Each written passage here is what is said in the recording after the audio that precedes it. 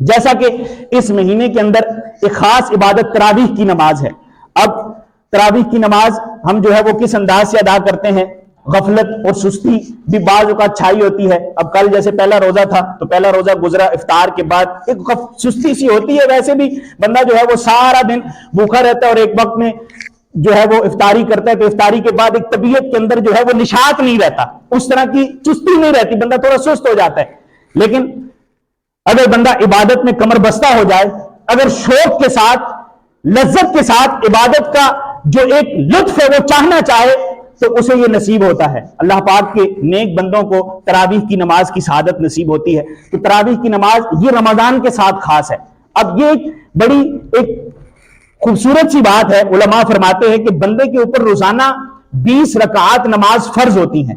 20 رکعات نماز، جیسے 2 رکعت فجر کے ہیں، 4 رکعت ظہر کے ہیں، 4 رکعت عصر کے ہیں، یہ ٹوٹل 10 ہو گئے۔ اسی طرح 3 رکعت جو ہے وہ مغرب کے ہیں 13، اور 4 رکعت عشاء کے، یہ کتنے ہو گئے 17، اور 3 وتر واجب، یہ بھی فرض کے زمرے میں آتے ہیں۔ یوں 20 رکعات بندے نے روزانہ پڑھنی ہوتی ہیں، اس پر فرض ہے۔ عاقل بالغ مسلمان پر نماز فرض کی گئی، سنتیں واجبات یہ چیزیں بھی ساتھ ہے۔ تو اب 20 رکعات ڈیلی ہماری روٹین ہے، یہ 20 رکعات ڈیلی ہم نے پڑھنی ہے، اور اللہ پاک یہ 20 رکعات رمضان میں ہمیں ایسے عطا فرماتا ہے کہ ہمارے فرضوں میں کوئی جو ہے وہ کمی رہ گئی ہے، ہمارے فرض ادا کرنے میں کوئی کمی بیشی ہے، تو اس 20 رکعت تراویح کی برکت سے وہ کمی بیشی بھی دور ہو جائے کہ 20 رکعت نماز تراویح ادا کریں۔ اب بعض بات ذہن ہوتا ہے کہ 8 رکعت پڑھ لیں، 12 رکعت پڑھ لیں۔ دیکھیں، دل کو تسلی دینے کے لیے آپ نہ بھی پڑھیں تو آپ کو کوئی کچھ نہیں کہے گا، لیکن گناہگار ہوں گے۔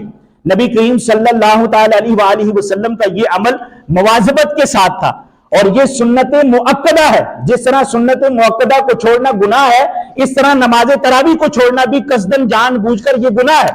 اور نماز تراویح کی 20 رکعات، یہ جو کوانٹٹی ہے، یہ جو تعداد ہے، یہ احادیث مبارکہ میں بیان ہوئی، اور اسی تعداد میں ہمیں جو ہے وہ نماز تراویح ادا کرنی ہے۔ اب اس میں ایک اور کنسیپٹ ہوتا ہے کہ پورا قرآن سننا ہے، تو چلیں 7 روزہ نماز تراویح کا دیکھتے ہیں، کہاں 7 روزہ نماز تراویح ہو رہی ہے۔ یہ اس طرح کہ ہم جو ہے وہ ایڈورٹائزنگ دیکھ رہے ہوتے ہیں کہ کہاں 7 روزہ تراویح ہے، کہاں 8 روزہ ہے، کہاں 10 روزہ ہے، ہم چلیں اپنا جو ہے فرض پورا کر لیں۔ یہ ایک ذہن ہوتا ہے، ایک تصور ہے، حالانکہ ایسا نہیں ہے۔ اگرچہ ہم 7 روزہ تراویح میں شمولیت اختیار کریں، ثواب کا کام ہے۔ 7 دنوں میں ختم قرآن ہمارا ہو گیا، ہم نے پورا قرآن اول سے آخر تک سن لیا، الحمد سے لے کے والناس تک پورا قرآن تراویح میں سنا۔ لیکن 7 دن 10 دن نماز تراویح پڑھنے کے بعد اب پورا مہینہ نماز تراویح نہ پڑھیں، ایسا نہیں ہے۔